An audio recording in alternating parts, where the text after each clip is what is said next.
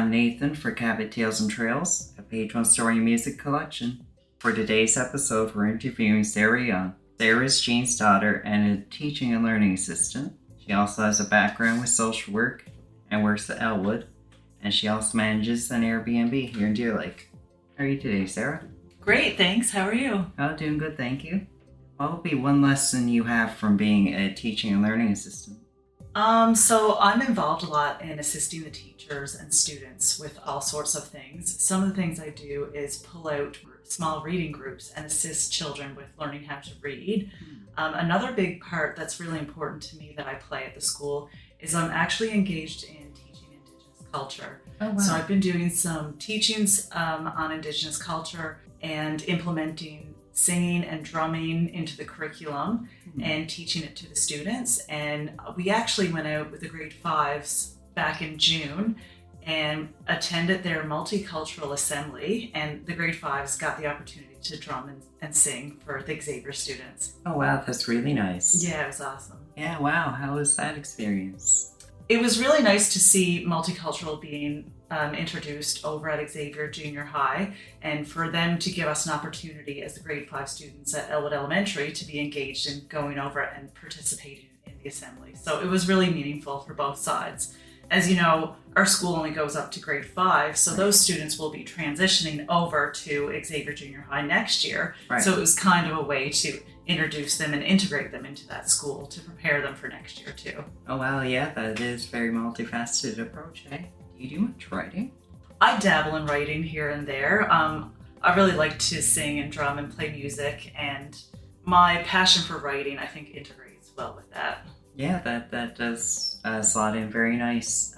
I would ask how you found page one, but I guess you are Jean's daughter, so that's how you would know. Definitely. Just the other day, we interviewed David, Sara's father, and there he talked about his Indigenous heritage. What does having an Indigenous heritage mean for you? When I was growing up, I didn't really know much about my Indigenous culture. As you know, historically, Indigenous people were not necessarily celebrated here in Newfoundland, and some people did attend residential schools, so it was really a lot of oppression happening at that time, and people weren't free to speak their language or be introduced to the food and the culture and go to celebrations like the powwow. So that really wasn't part of my upbringing. I do know that I was registered in the St. George's Indian Band as a child, but those words were spoken to me, but I didn't really know what that meant. Right. When I went away and moved to Fort McMurray, I did a social work program there, and it was really Indigenous focused. So it was actually in Fort McMurray with surrounding reserves and Indigenous culture that I started to learn about what Indigenous means and what reconciliation means and what it meant to be part of the Indigenous culture there. And it really sparked my curiosity to learn about my own history and my own importance of being like what a Mi'kmaq person is. So Right, yeah, that is a very important experience, I think, especially if you have that kind of background. Do you have any traditions that stick with you? Absolutely. Growing up in Newfoundland, I feel like many of us could relate to hunting and gathering and fishing. I actually went mackerel fishing with my father yesterday and fished the whole entire day and caught one mackerel, but then it got away. I lost it. Oh, wow. So that's unfortunate, but we do enjoy fishing. My father is an avid hunter, so he snares rabbits, he hunts for moose. My grandfathers both were big hunters too. And it's really been integrated in terms of gathering berries and apples. So as the season changes, I love to go out in nature, and right now I'm actually picking strawberries lately. Oh, wow. Also growing strawberries in my garden. We do a lot of outdoor gardening as well to grow our own fruit and vegetables. So right now it's strawberry season, so I've been picking lots of those. Oh, nice. We will pick raspberries, blueberries, apples. So as the seasons change, we harvest different berries and fruit. Oh, nice. That is a very nice tradition to have. I have a very similar background myself. Nice. Growing up hunting and fishing, those sorts of things. Nice. Passing on Indigenous heritage and traditions are very important. What would be one way that someone with an Indigenous background can pass on traditional knowledge? For me, integrating the drumming and singing is a fun way to get kids involved and adults. And I always tell people, you don't need to be Indigenous to enjoy drumming and singing and dancing and storytelling as well. So all of the knowledge that that people have passed on to me, I feel it's part of my duty and it's important for me to share that knowledge with others. So I really enjoy singing and drumming and storytelling so that I can engage other people. And to me, that's what reconciliation really is. Oh, nice. Do you have any stories you'd like to share maybe off the top of your head today, or? I was going to share a story that's not an actually Indigenous story, but it's a story from one of the page one books. So I will share a story that I've written in that. It's not an Indigenous story, but it is a story. So fun to pass on those too, just in terms of my writing. Those are fun to pass on too, eh? So I'll tell you a little story now that I wrote one time. It's actually a little bit of a haunted story, I guess, a ghost story, if you will. So the story is titled Haunted Hill. As I stepped outside into the crisp night air, I could see my warm breath escape into cloudy puffs. I shivered and zipped my jacket up as high as it would go and tucked my chin beneath the high collar. The snow and ice crunched loudly underneath my furry winter boots, as if to echo with each step and disturb the silence of the dark night. Bright, tiny stars twinkled high above me, and my gaze searched the clear, dark sky for the all-too-familiar Big Dipper, as I often do. My dog pulled full speed ahead, nose to the ground, and stopped, repeatedly pushing her nose into the snow, searching for the scent of any animal that walked the stretch before us. Something about night always triggers my senses to come alive and puts me on high alert. I notice the smell, the sounds, the feeling of the earth beneath me, and my pupils dilate to maximize my sight. But still, I do appreciate and enjoy the eerie silence of a late night walk. It's almost like I'm waiting for someone or something to suddenly jump out of nowhere and spook the living daylights out of me. But most always, nothing extraordinary happens, and my dog and I trudge around the loop unscathed. However, on this particular night, when the moon shone bright and high in the sky on the cusp of being full, something strange did happen, something I'll never forget.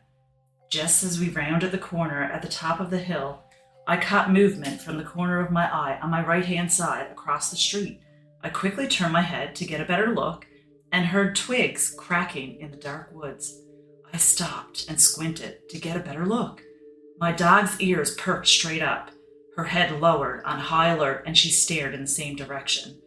A deep, low growl escaped her throat, and the movement stopped. Then, just as quickly as it stopped, it started up again, and the cracking branches sounded closer and louder as whatever it was drew closer. I panicked and tugged hard on the leash, and together we started running full tilt. My left foot slipped on the icy road, and I fell smack down onto the hard, cold pavement. My knee pained, but I quickly recovered, and I pulled myself up. As I fled, I turned back quickly in fear of it being closer, and I could see a dark silhouette of a figure too tall and too slim to be human.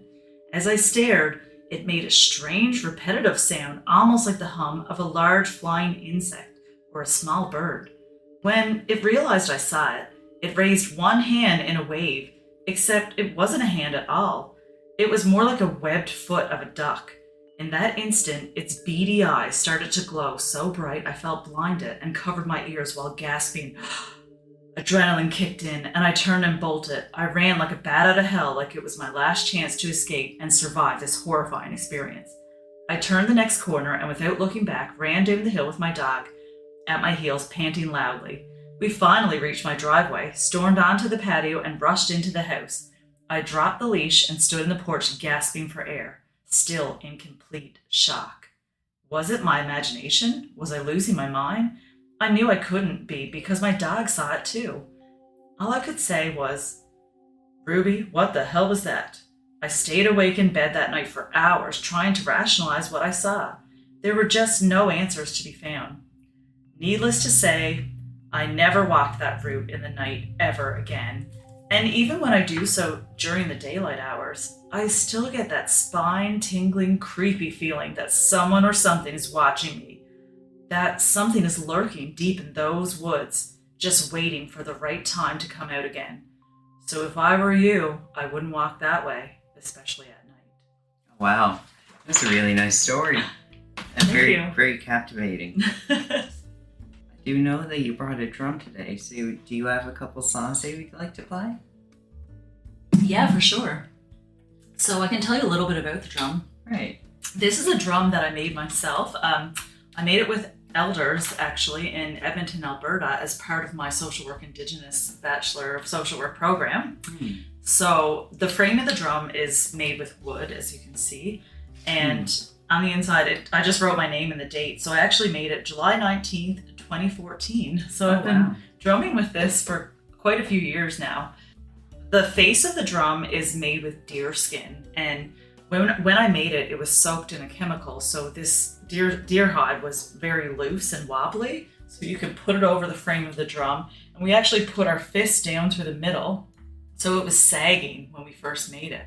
But overnight, what happened was it seals tightly all over the top. So within about 24 hours, and on the back you can see it's webbed here where I thread it through some of the hide to make a handle. Right. So anyway, within a day, it was ready to play, and it had tightened and hardened over the frame of the drum. And then we learned a little bit of music, and here's my drum. Yeah, so I've been carrying it around with me and singing with it for 11 years or so now. Yeah. Oh, nice. Yeah. So when we drum, we often say that the drum is like the heartbeat of Mother Earth.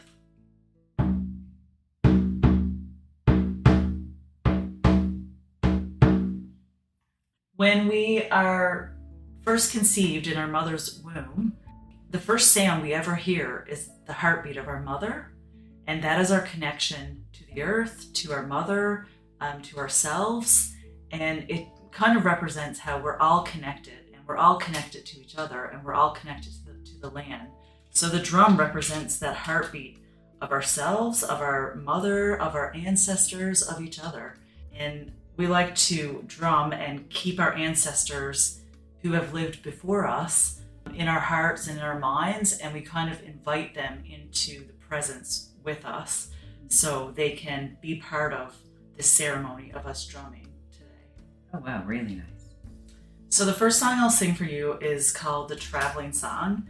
This is kind of a song that represents transitioning. So people can sing it at funerals where people transition from the earth to the spirit world, but you could also think of it as transitioning to a different phase of life or a different stage in your life. So maybe you're transitioning to a new school, you could be transitioning to adulthood, you could be transitioning to a new career. So there are many ways in life that we transition and grow. We can also grow and transition spiritually, emotionally, mentally, physically. There's all types of ways we transition.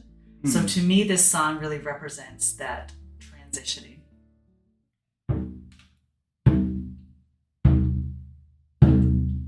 Way, hey, ya, hey, ya, hey, yo. Way, hey, ya, hey, ya, hey, yo. Way, hey, ya, hey, ya, hey, yo. Way, hey, ya, hey, ya, hey, yo. Way, hey, ya, hey, ya, hey, yo. Way, hey, ya, hey, ya, hey, yo. Way, hey, ya, hey, ya, hey, yo. Oh, way, hey, ya, hey, ya, hey, yo. Way, hey, ya, hey, ya, hey, yo. Way, hey, ya, hey, ya, hey, yo. Way, hey, ya, hey, ya, hey, yo. Way, hey, ya, hey, ya, hey, yo. Way, hey, ya, hey, ya, hey, yo. Way, hey, ya, hey, ya, hey, yo. Way, hey, ya, hey, ya, hey, yo. Oh, way, hey, ya, hey, ya, hey, yo. Da-ho. I can really see the heartbeat. Yeah, you can hear it and feel it. Very much so, yeah. That's amazing. And I find there's a lot of power in drumming together with other people. So when I often and to stand in a drumming circle. Like recently, Mom and I and Dad, we went down to Cornerbrook and we went to a gathering and we learned about some Indigenous teachings, and we stood in a circle and everyone had a drum and everyone sang and drummed together. And to hear that music and to feel that the power of the music and the power of the drum shared together, it's a very spiritual and magical experience. Oh, it is a really powerful experience. I remember I've done that before when I was in university. Oh, really? And it was a really, really powerful experience. Nice. So where did you go to university? Mon. Okay. Brentford, I guess. Okay, so you participated in a drumming circle. Yeah, there was a powwow in the first week of classes I attended. Nice. So powwow is another way I think it's really important for people to attend and see different types of regalia. That's like the outfits that people all bring, and it represents who they are, and it's really neat to see all the colorful clothing, and it's just an amazing experience. And everyone's invited up to round dance and to come up and dance around, and you hear all the magical drumming, and it's a nice experience. There's lots of vendors. It's like a festival. Oh, it is very much so. Yeah, it's really cool. What's this song called? So this song is called The Water Song, and this song represents the snow melting in the spring. So all that snow and ice start to crack, and you hear those crackling sounds, and it melts and turns to water, and all those rivers and streams all flow into lakes, and the lakes flow into the ocean, and goes back to the earth like that in a cycle. So it kind of represents how it slowly starts to melt and gets faster and faster over time. Wow. So again, I guess it goes along with the other song where it is a transition song type thing in terms of the seasons are changing. So it's changing from winter to spring. So this one goes like this. Wichita, do ya, do ya, do ya. Wichita, do ya, do ya, day. Wichita, do ya, do ya, do ya. Wichita, do ya, do ya, day. Hey ya, Shanae ya, hey ya, hey ya. Hey ya, Shanae ya, hey ya, hey. Hey ya, Shanae ya, hey ya, hey ya. Hey ya, Shanae ya, hey ya, hey. Wichita, do ya, do ya, do ya. Wichita, do ya, do ya, day. Wichita, do ya, do ya, do ya. Wichita, do ya, do ya, day. Hey ya, Shanae ya, hey ya, hey ya. Hey ya, Shanae ya, hey ya, hey. Hey ya, Shanae ya, hey ya, hey ya. Hey ya, Shanae ya, hey ya, hey. Wichita, do ya, do ya, do ya. Wichita, do ya, do ya, day. Wichita, do ya, do ya, do ya. Wichita, do ya, do ya, day. Hey ya, Shanae ya, hey ya, hey ya. Hey ya, Shanae ya, hey ya, hey. Hey ya, Shanae ya, hey ya, hey ya. Hey ya, Shanae ya, hey ya, hey. Wichita, do ya, do ya, do ya. Wichita, do ya, do ya, day. Wichita, do ya, do ya, do ya. Wichita, do ya, do ya, day. Hey ya, Shanae ya, hey ya, hey ya. Hey ya, Shanae ya, hey ya, hey. Hey ya, Shanae ya, hey ya, hey ya. Hey ya, Shanae ya, hey ya, hey. Really nice. Thank you. I think that might be all the time that we have today. So thank you very much, listeners, for listening on the podcast, and we appreciate you. We'll see you next week. Follow us on Facebook for more. And thank you very much, Sarah, for joining in today. Thank you for having me. Wulalio.